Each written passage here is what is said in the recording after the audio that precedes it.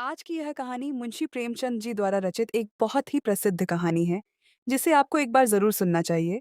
और मैं आपको यकीन से कह सकती हूँ कि आपको आज की यह कहानी जरूर पसंद आएगी। तो चलिए दोस्तों, आज की इस कहानी का आनंद लेते हैं, जिसका शीर्षक है चमत्कार।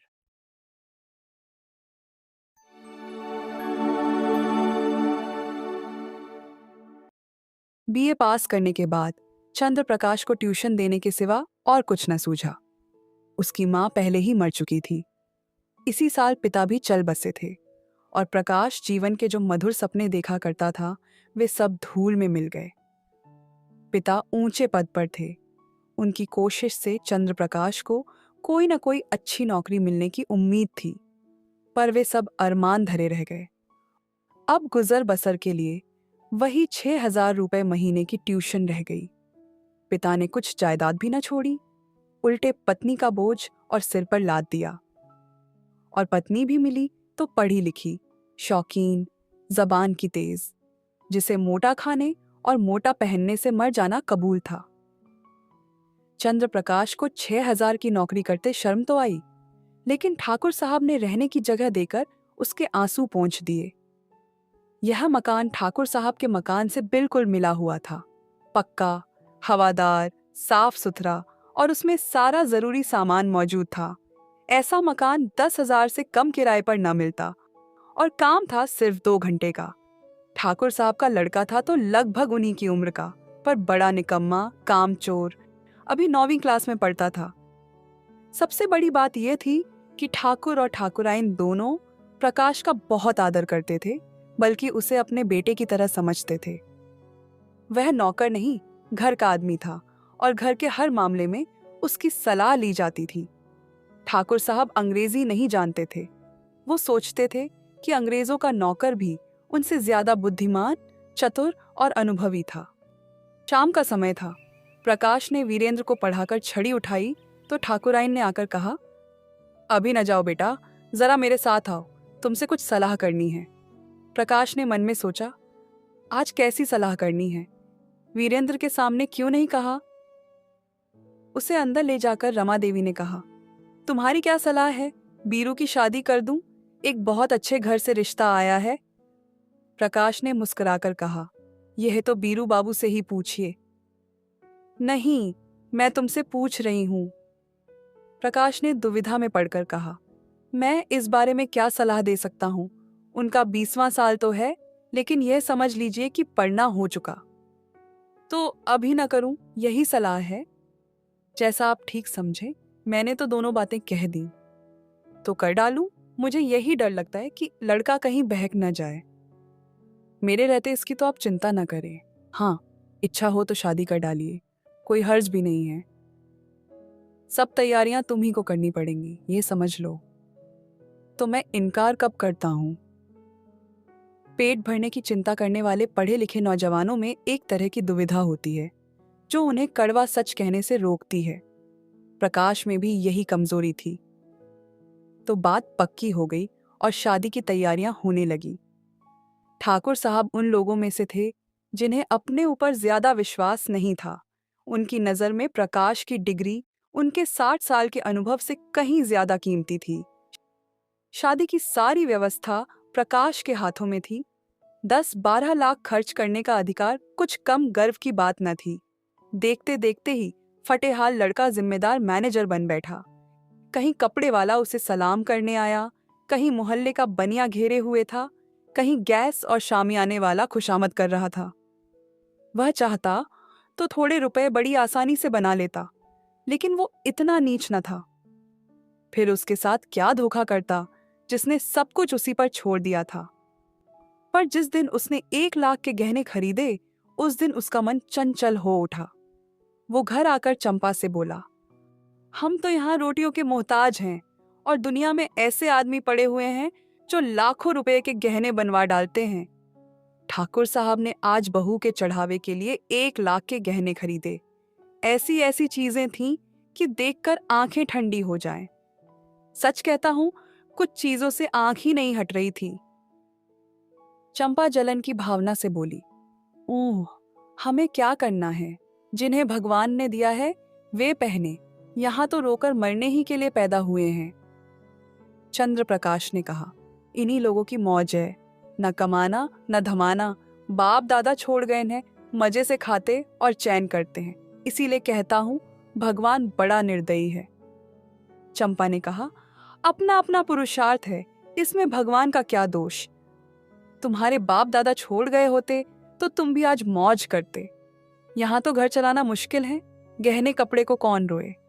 न इस जिंदगी में कोई ऐसी आशा है, कोई ढंग की साड़ी भी नहीं रही कि किसी भले आदमी के घर जाऊं तो पहन लूं। मैं तो इसी सोच में हूं कि ठकुराइन के यहाँ शादी में कैसे जाऊंगी। सोचती हूं बीमार पड़ जाती तो जान बचती। यह कहते कहते चंपा की आंखें भर आईं। प्रकाश ने तसल्ली दी, तुम्हारे लिए साड़ी ना लाऊं, अब क्या इतना भी ना कर सकूंगा। मुसीबत के ये दिन क्या हमेशा बने रहेंगे। जिंदा रहा तो एक दिन तुम सिर से पांव तक गहनों से लदी होगी। चंपा मुस्कुराकर बोली, चलो, ऐसी मन की मिठाई मैं नहीं खाती, गुजारा ठीक से हो जाए यही बहुत है, मुझे गहनों की इच्छा नहीं है। प्रकाश ने चंपा की बातें सुनकर शर्म और दुख से सिर झुका लिया। क्या चंपा उसे इतना गया गुजरा समझती है। रात को दोनों खाना खाकर लेटे तो प्रकाश ने फिर गहनों की बात छेड़ी। गहने उसकी आंखों के सामने घूम रहे थे। इस शहर में ऐसे बढ़िया गहने बनते हैं, मुझे इसकी उम्मीद न थी। चंपा ने कहा, कोई और बात करो, गहनों की बात सुनकर जी जलता है। वैसी चीजें तुम पहनो तो रानी लगो, गहनों से क्या सुंदरता बढ़ जाती है। मैंने तो ऐसी बहुत सी औरतें देखी हैं जो गहने पहनकर भद्दी दिखने लगती हैं। ठाकुर साहब भी मतलब के यार हैं, इतना भी नहीं कहा कि इसमें से कोई चीज चंपा के लिए भी लेते जाओ। तुम भी कैसी बच्चों की सी बातें करते हो, इसमें बचपने की क्या बात है। कोई उदार आदमी कभी इतनी कंजूसी न करता। मैंने तो कोई ऐसा उदार आदमी नहीं देखा जो अपनी बहू के गहने किसी गैर को दे दे। मैं गैर नहीं हूँ, हम दोनों एक ही मकान में रहते हैं। मैं उनके लड़के को पढ़ाता हूँ और शादी का सारा इंतजाम कर रहा हूँ। अगर 5-7 हजार की कोई चीज दे देते तो वह बेकार न जाती, मगर पैसे वालों का दिल दौलत के भार से दबकर सिकुड़ जाता है। रात के 12 बज गए, फिर भी प्रकाश को नींद नहीं आ रही थी। बार बार चमकीले गहने उसकी आंखों के सामने आ जाते, कुछ बादल छा जाते और बार बार बिजली चमक उठती। अचानक प्रकाश चारपाई से उठा। उसे चंपा के शरीर पर कोई भी गहना ना देखकर बड़ी दया आई। यही तो खाने पहनने की उम्र है और इसी उम्र में इस बेचारी को हर एक चीज के लिए तरसना पड़ रहा है। वह दबे पांव कमरे से बाहर निकलकर छत पर आया। ठाकुर साहब की छत इस छत से मिली हुई थी। बीच में 5 फीट ऊंची दीवार थी। वह दीवार पर चढ़कर ठाकुर साहब की छत पर धीरे से उतर गया। घर में बिल्कुल सन्नाटा था। उसने सोचा, पहले नीचे उतरकर ठाकुर साहब के कमरे में चलूं। अगर वह जाग गए तो जोर से हंसूंगा और कहूंगा, कैसा डरा दिया। या कह दूंगा, मेरे घर की छत से कोई आदमी इधर आता दिखाई दिया, इसलिए मैं भी उसके पीछे पीछे आया कि देखूं वो क्या करता है। अगर बक्से की चाबी मिल गई तो फिर जीत है, किसी को मुझ पर शक ही ना होगा। सब लोग नौकरों पर शक करेंगे। मैं भी कहूंगा, साहब नौकरों की हरकत है, इन्हें छोड़कर और कौन ले जा सकता है। मैं बेदाग बच जाऊंगा। शादी के बाद कोई दूसरा घर ढूंढ लूंगा। फिर धीरे धीरे एक एक चीज चंपा को दूंगा जिसमें उसे कोई शक न हो। फिर जब वह नीचे उतरने लगा तो उसका दिल धड़क रहा था। धूप निकल आई थी। प्रकाश अभी सो रहा था कि चंपा ने उसे जगाकर कहा, बड़ा गजब हो गया, रात को ठाकुर साहब के घर में चोरी हो गई। चोर गहने का बक्सा उठा ले गया। प्रकाश ने पड़े पड़े पूछा, किसी ने पकड़ा नहीं चोर को? किसी को खबर भी ना लगी। वह बक्सा ले गया जिसमें शादी के गहने रखे थे। न जाने कैसे चाबी उड़ा ली और न जाने कैसे उसे मालूम हुआ कि इस बक्से में सामान रखा है। नौकरों से पूछताछ होगी, बाहर के चोर का यह काम नहीं है। नौकर तो उनके तीनों पुराने हैं। नियत बदलते क्या देर लगती है, आज मौका देखा तो उठा ले गए। तुम जाकर जरा उन लोगों को तसल्ली तो दो। ठाकुराइन बेचारी रो रही थी, तुम्हारा नाम ले लेकर कहती थी कि बेचारा महीनों इन गहनों के लिए दौड़ा, एक एक चीज अपने सामने झंझवाई और चोर ने उसकी सारी मेहनत पर पानी फेर दिया।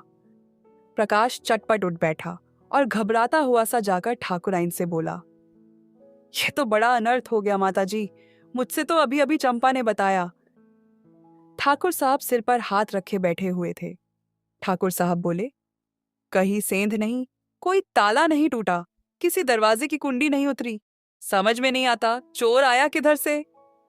ठाकुराइन ने रोकर कहा, मैं तो लुट गई भैया, शादी सिर पर खड़ी है, कैसे क्या होगा। तुमने दौड़ धूप की थी तब कहीं जाके चीजें आई थीं, न जाने किस मनहूस का साया पड़ गया। प्रकाश ने ठाकुर साहब के कान में कहा, मुझे तो किसी नौकर की शरारत लगती है। ठाकुराइन ने विरोध किया, अरे नहीं भैया, नौकरों में ऐसा कोई नहीं है, 10-10 हजार रुपए यूं ही ऊपर रखे रहते थे, कभी एक पाई भी नहीं गई। ठाकुर साहब ने नाक सिकोड़ कर कहा, तुम क्या जानो, आदमी का मन कितनी जल्द बदल जाया करता है। जिसने अब तक चोरी नहीं की वह कभी चोरी ना करेगा, यह कोई नहीं कह सकता। मैं पुलिस में रिपोर्ट करूंगा और एक एक नौकर की तलाशी कराऊंगा, कहीं माल उड़ा दिया होगा। जब पुलिस के जूते पड़ेंगे तो अपने आप ही कबूलेंगे। प्रकाश ने पुलिस का घर में आना खतरनाक समझा, कहीं उन्हीं के घर में तलाशी ले लें तो अनर्थ ही हो जाएगा। वो बोले, पुलिस में रिपोर्ट करना और तहकीकात कराना बेकार है, पुलिस माल तो न बरामद कर सकेगी, हाँ नौकरों को मारपीट भले ही लेगी। मेरी तो सलाह है कि एक एक नौकर को अकेले में बुलाकर पूछा जाए। ठाकुर साहब ने मुंह बनाकर कहा, तुम भी क्या बच्चों की सी बात करते हो प्रकाश बाबू, भला चोरी करने वाला अपने आप कबूलेगा, तुम मारपीट भी तो नहीं करते। हाँ, पुलिस में रिपोर्ट करना मुझे भी बेकार ही लग रहा है, सामान बरामद होने से रहा, उल्टे महीनों की परेशानी हो जाएगी, लेकिन कुछ न कुछ तो करना ही पड़ेगा। ठाकुर साहब ने कहा, कोई फायदा नहीं, हाँ अगर कोई खुफिया पुलिस हो जो चुपके चुपके पता लगाए तो यकीनन माल निकल आए, लेकिन यहाँ ऐसी पुलिस कहाँ, तकदीर ठोंक कर बैठे रहो और क्या। तब प्रकाश ने कहा, आप बैठे रहिए, लेकिन मैं बैठने वाला नहीं, मैं इन्हीं नौकरों के सामने चोर का नाम निकलवाऊंगा। तब ठाकुराइन ने कहा, नौकरों पर मुझे पूरा विश्वास है, किसी का नाम निकल भी आए तो मुझे विश्वास नहीं होगा। ये किसी बाहर के आदमी का काम है, चाहे जिधर से आया हो, पर चोर आया बाहर से है, तुम्हारे छत से भी तो आ सकता है। ठाकुर साहब बोले, हाँ जरा अपने छत पर तो देखो, शायद कुछ निशान मिले, कल दरवाजा तो खुला नहीं रह गया था। प्रकाश का दिल धड़कने लगा, वो घबराते हुए बोला, मैं तो 10 बजे दरवाजा बंद कर लेता हूँ, हाँ कोई पहले से मौका देखकर छत पर चला गया हो और वहां छिपा बैठा रहा हो तो बात दूसरी है। तीनों आदमी छत पर गए तो बीच की मुंडेर पर किसी के पांव की रगड़ के निशान दिखाई दिए। जहां पर प्रकाश का पांव पड़ा था वहां का चुना लग जाने के कारण छत पर पांव का निशान पड़ गया था। प्रकाश की छत पर जाकर मुंडेर की दूसरी तरफ देखा तो वैसे ही निशान वहां भी दिखाई दिए। ठाकुर साहब सिर झुकाए खड़े थे, हिचकिचाहट के मारे कुछ कह न सके। प्रकाश ने उनके मन की बात पढ़ ली। इससे तो साफ होता है कि चोर मेरे ही घर में से आया था, अब तो कोई शक ही नहीं रहा। ठाकुर साहब ने कहा, हाँ मैं भी यही समझता हूं, लेकिन इतना पता लग जाने से ही क्या हुआ, माल तो जाना था, सो गया, अब चलो आराम से बैठें, अब रुपये की फिक्र करनी होगी। तभी प्रकाश ने कहा, मैं आज ही वह घर छोड़ दूंगा।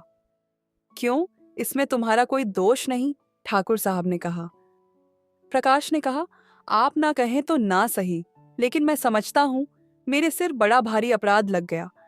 मेरा दरवाजा 9-10 बजे तक खुला ही रहता है, चोर ने रास्ता देख लिया, क्या पता 2-4 दिन में फिर आ घुसे।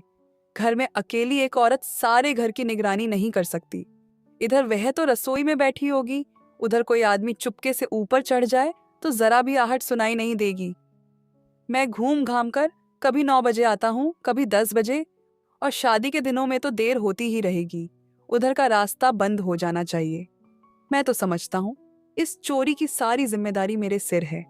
ठाकुराइन डरी हुई बोली, तुम चले जाओगे भैया, तब तो घर और सूना हो जाएगा। कुछ भी हो माताजी, मुझे बहुत जल्द घर छोड़ना ही पड़ेगा, मेरी लापरवाही से चोरी हुई, उसका मुझे प्रायश्चित्त करना ही पड़ेगा।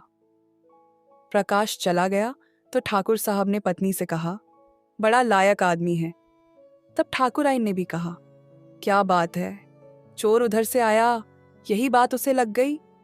कहीं ये चोर को पकड़ ले तो कच्चा खा जाए। मुझे तो लगता है मार ही डालेगा। देख लेना, कभी ना कभी माल बरामद करेगा। अब इस घर में बिल्कुल न रहेगा, कितना ही समझाओ। प्रकाश ने उसी दिन वह घर छोड़ दिया।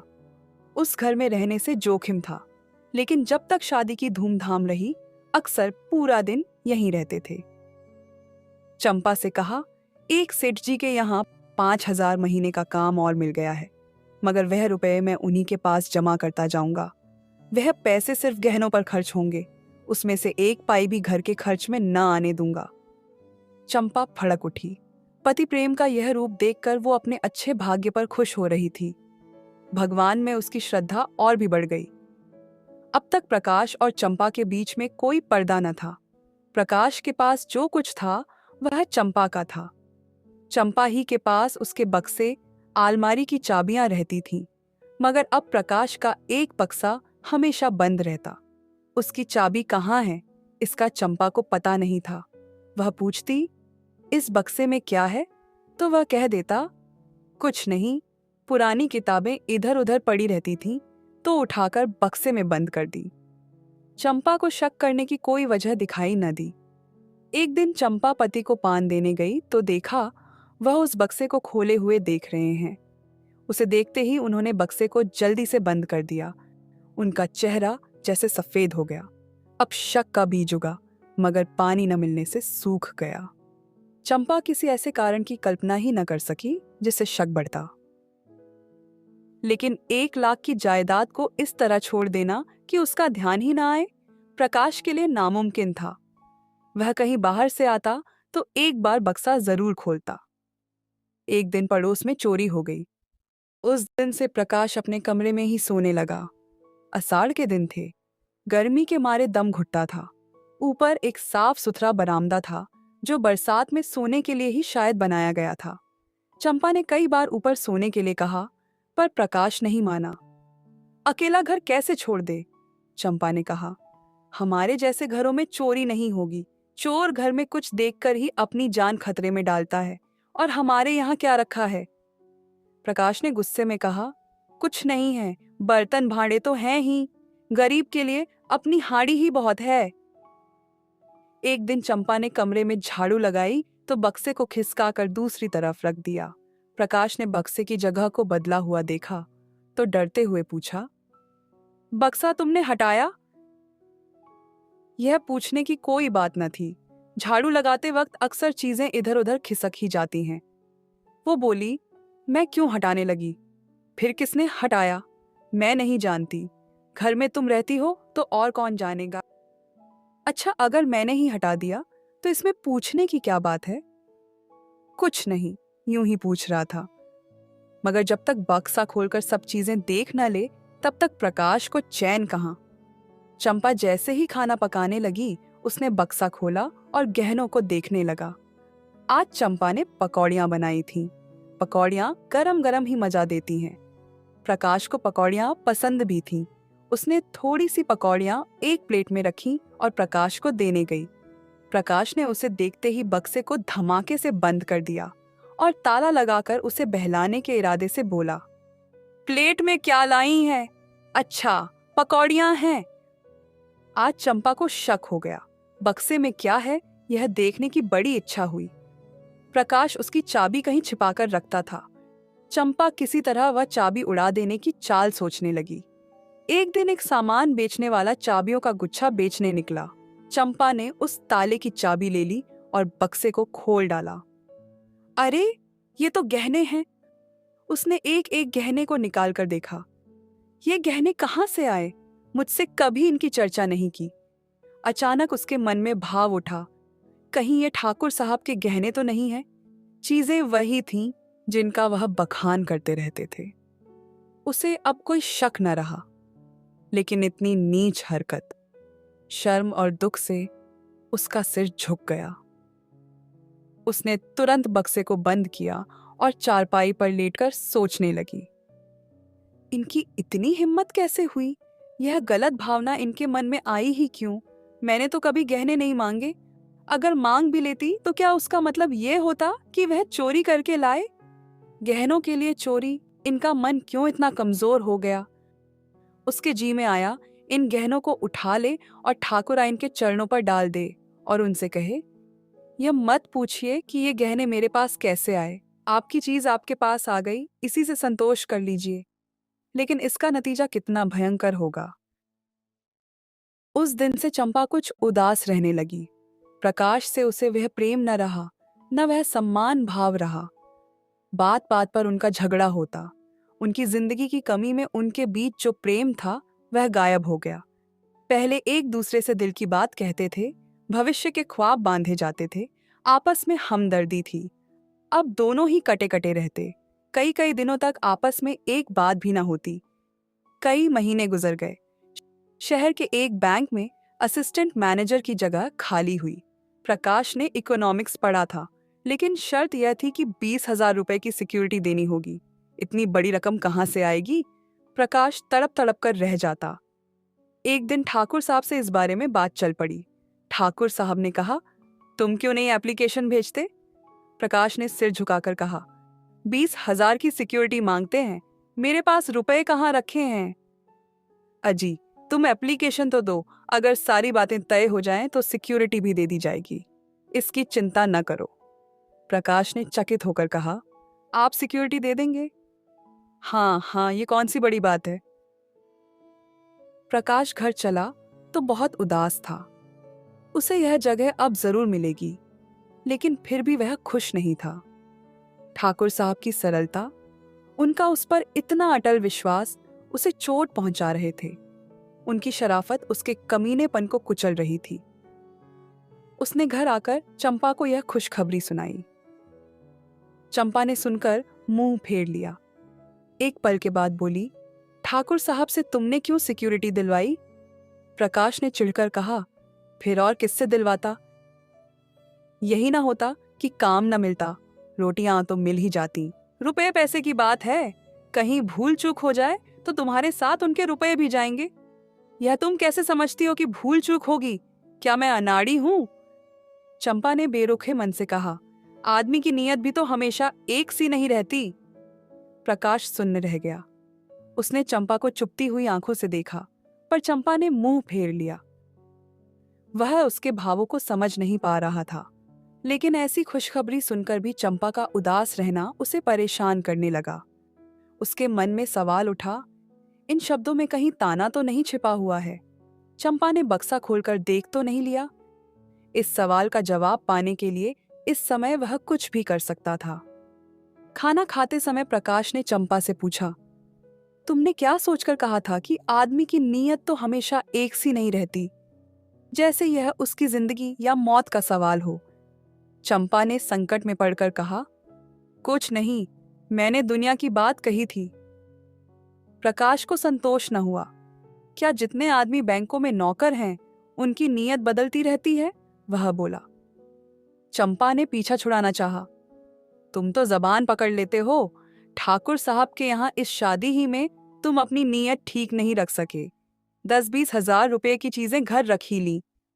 प्रकाश के दिल से बोझ उतर गया।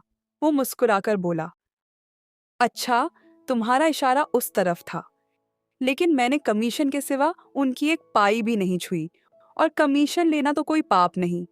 बड़े बड़े हुक्काम खुले खजाने कमीशन लिया करते हैं। चंपा ने अपमान के भाव से कहा, जो आदमी अपने ऊपर इतना विश्वास रखे, उसकी आंख बचाकर एक पाई भी लेना मैं पाप समझती हूँ। तुम्हारी सज्जनता तो मैं जब जानती कि तुम कमीशन के रुपए ले जाकर उनके हवाले कर देते। इन 6 महीनों में उन्होंने तुम्हारे साथ क्या क्या सलूक किए, कुछ याद है? मकान तुमने खुद छोड़ा, लेकिन वह किराया भी देते हैं। इलाके से कोई सौगात आती है तो तुम्हारे यहाँ जरूर भेजते हैं। तुम्हारे पास घड़ी न थी, अपनी घड़ी तुम्हें दे दी।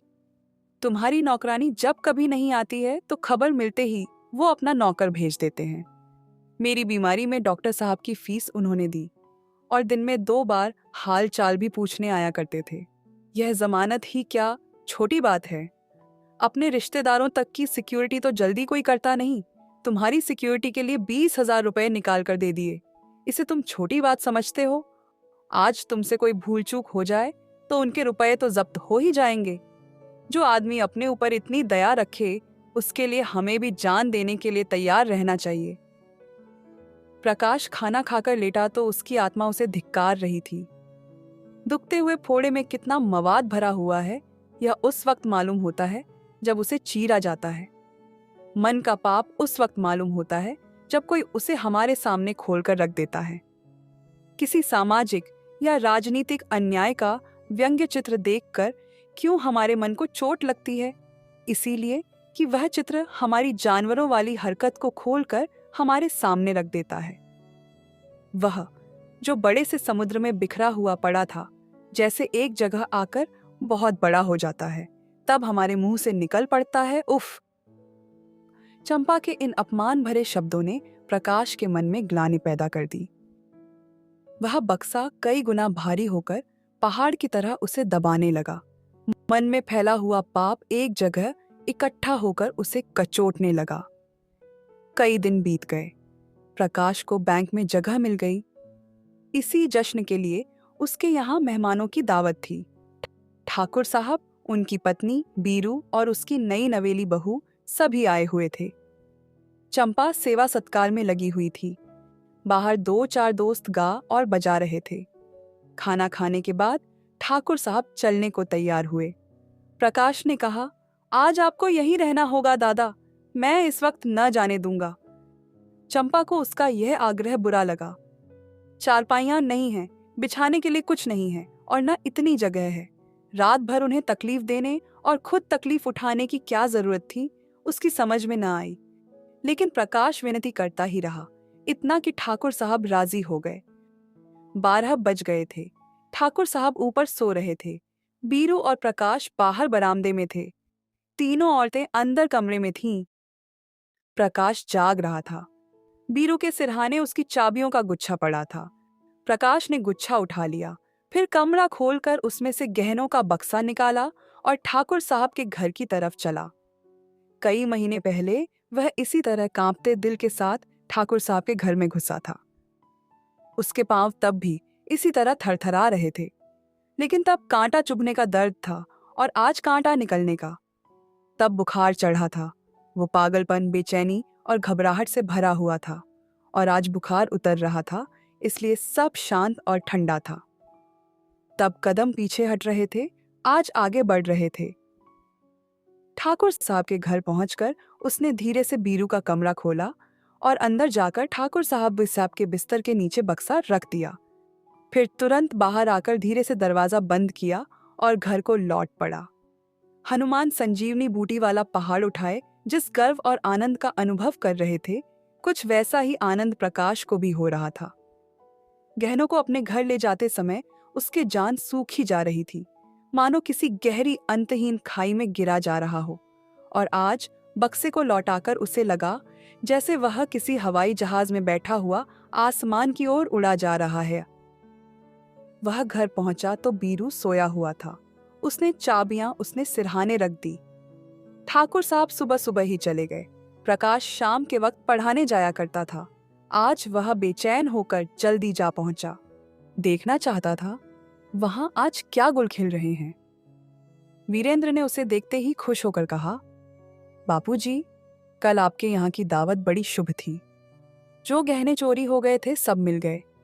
ठाकुर साहब भी आ गए और बोले, बड़ी शुभ दावत थी तुम्हारी, पूरा का पूरा बक्सा मिल गया, एक चीज भी गायब नहीं हुई, जैसे सिर्फ रखने ही के लिए ले गया हो। प्रकाश को इन बातों पर कैसे विश्वास आए जब तक वह अपनी आंखों से बक्से न देख ले।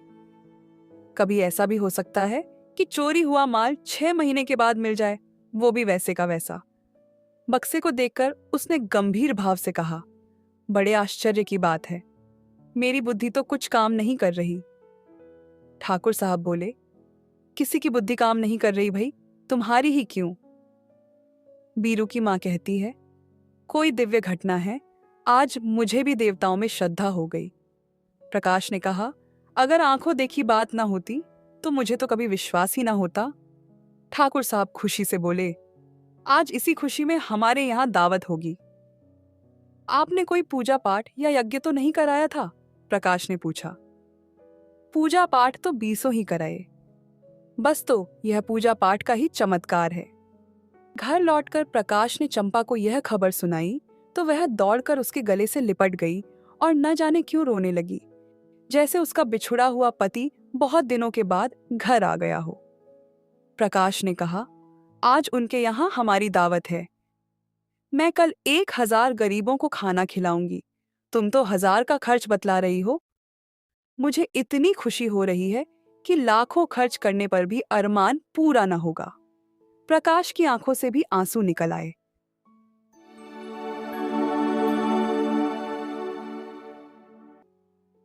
और इसी के साथ आज की यह कहानी यहीं पर समाप्त होती है। इस कहानी में मुंशी जी ने बताया है कि लालच इंसान को क्या से क्या बना देता है। प्रकाश पढ़ा लिखा था और एक बच्चे को पढ़ाता भी था, तो इस हिसाब से वो गुरु भी हुआ। लेकिन लालच ने उसे नीचे गिरा दिया था, उसे चोर बना दिया था। ठाकुर साहब ने उस पर कितने एहसान किए, उसे अपना परिवार माना, लेकिन लालच ने प्रकाश की आंखों में उनकी सब अच्छाई को धुंधला कर दिया था। हम यहाँ साफ साफ देख सकते हैं कि गलत काम करने के बाद इंसान कितना डरा और घबराया हुआ सा रहने लगता है। गहने चुराने के बाद प्रकाश को एक पल भी चैन नहीं मिला। वो घड़ी घड़ी बक्से को चेक किया करता था। इंसान जब एक झूठ बोलता है तो उसे छुपाने के लिए वो और झूठ बोलता चला जाता है और एक ऐसे जाल में फंस जाता है जिससे निकलना बेहद मुश्किल हो जाता है। हमें यहाँ ये भी सीख मिलती है कि हमें कभी किसी पर आंख बंद करके विश्वास नहीं करना चाहिए। आपकी सावधानी आपको कई हादसों से बचा सकती है।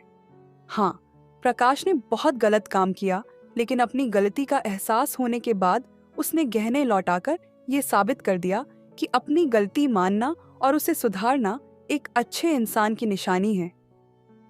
हमारे सामने भी जिंदगी में ऐसे मौके आएंगे जब गलत रास्ते की ओर जाना ज्यादा आसान लगेगा, लेकिन वो रास्ता आगे जाकर आपको सिर्फ दुख और तकलीफ ही देगा।